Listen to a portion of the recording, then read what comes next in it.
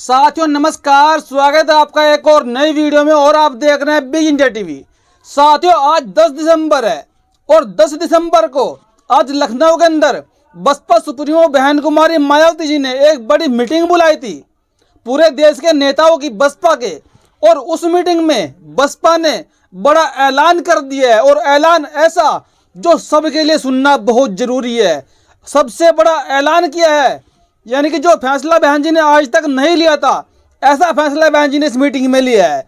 लेकिन साथियों इससे पहले मैं आपको बता दूं, जो देश में लगातार 5 राज्यों के विधानसभा चुनाव हुए, उनके परिणाम आने से बहन कुमारी मायावती जी काफ़ी दुखी लग रही थी, काफ़ी परेशान थी। और सब लोग यही सोच रहे थे कि शायद बहन जी आज कोई बहुत बड़ा निर्णय ऐसा लेंगी कि शायद वो किसी को पार्टी से बाहर निकाल देंगी, या राजस्थान या मध्य प्रदेश के प्रदेश अध्यक्ष पर गाज गिरेगी, उनको बाहर निकाल देंगी। हालांकि बसपा सुप्रीमो ने ऐसा नहीं किया। और आपने देखा जो आज निर्णय बहन जी ने लिया है, वो लिया है आकाश आनंद जी के ऊपर।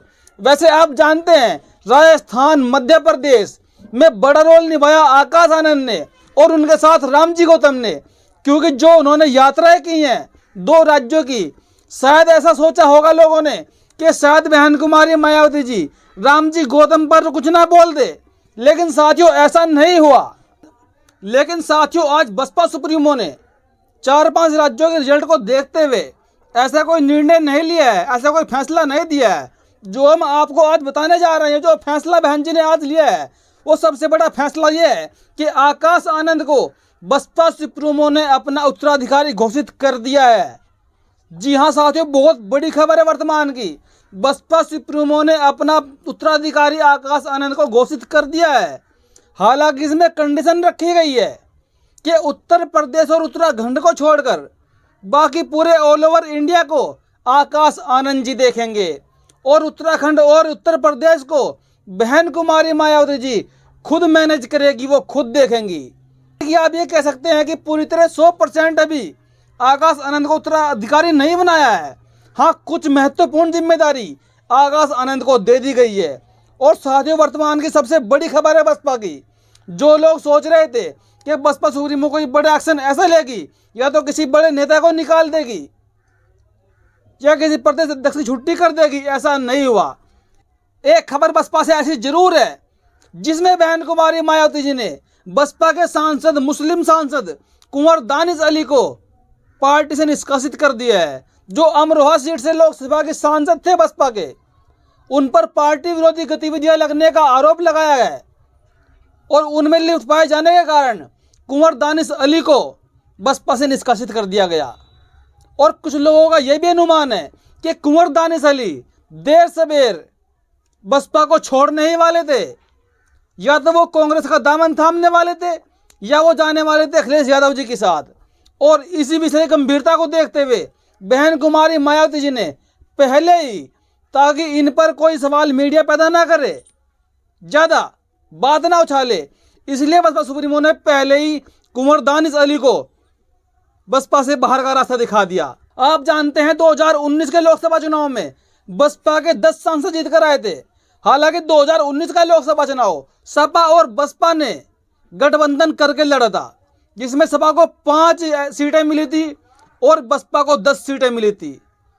तो साथियों आने वाले समय में अब तैयारी 2024 की है, तो 2024 में बहन कुमारी मायावती जी क्या कुछ कर पाएंगी और क्या कुछ रहने वाला है स्कोर।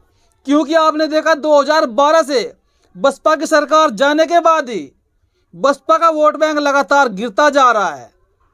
या तो इसका दोष आप ईवीएम को दे सकते हैं या समाज को दे सकते हैं, क्योंकि समाज में भी लगातार हर साल नई नई पार्टियां बन रही है और वोटों का बंटवारा होता जा रहा है।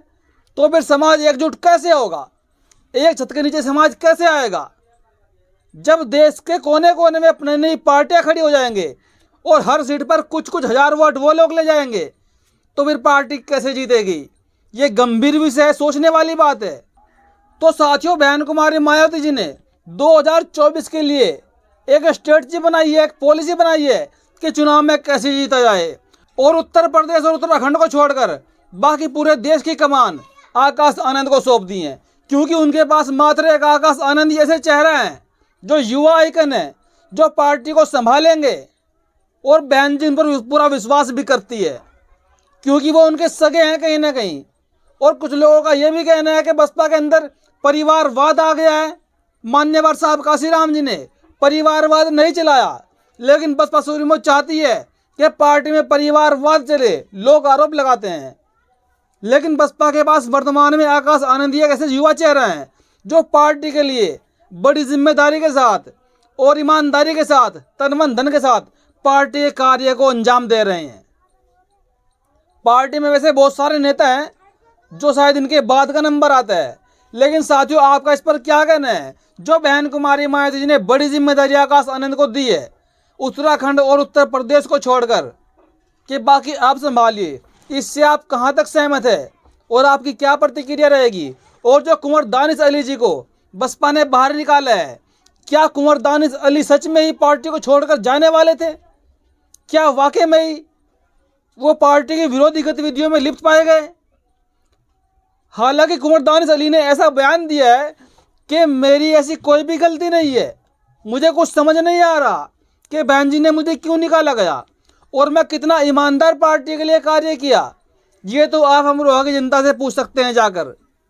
और जो भी फैसला बसपा सुप्रीमो मायावती की तरफ से आया है वो मेरे लिए बड़ा ही दुर्भाग्यपूर्ण है। और मैं बहन कुमारी मायावती जी का सदा आभारी रहूंगा कि उन्होंने मुझे बसपा के टिकट पर चुनाव लड़ाया, मुझे सांसद बनाया, सांसद बनाने में मेरी हेल्प की और मुझे संसद में पहुंचाया। मैं बसपा प्रमुख का सदा ऋणी रहूंगा, उनका आभारी रहूंगा। दानिश अली जी ने यह कहा। तो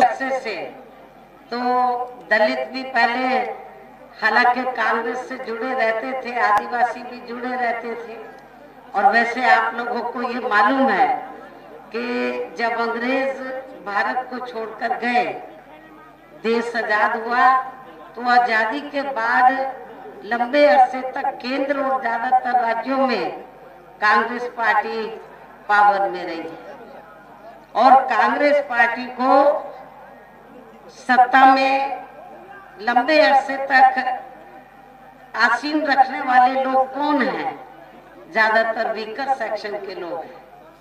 आप लोगों ने केंद्र और ज्यादातर राज्यों में तो कांग्रेस को सत्ता में रखा। जब अंग्रेजों के जाने के बाद कांग्रेस पावर में आई और परम पूज्य बाबा साहब डॉक्टर भीमराव अंबेडकर देश के पहले कानून मंत्री बने, तो उस समय बाबा साहब डॉक्टर अंबेडकर ने केंद्र की सरकार को, उस समय की कांग्रेसी केंद्र की सरकार को और खास तौर से पंडित जवाहरलाल नेहरू एंड कंपनी के लोगों को ये कहा था कि मैंने भारतीय संविधान में दलितों, आदिवासियों को जो कानूनी अधिकार दिए हैं उनका सही से पालन नहीं हो रहा है।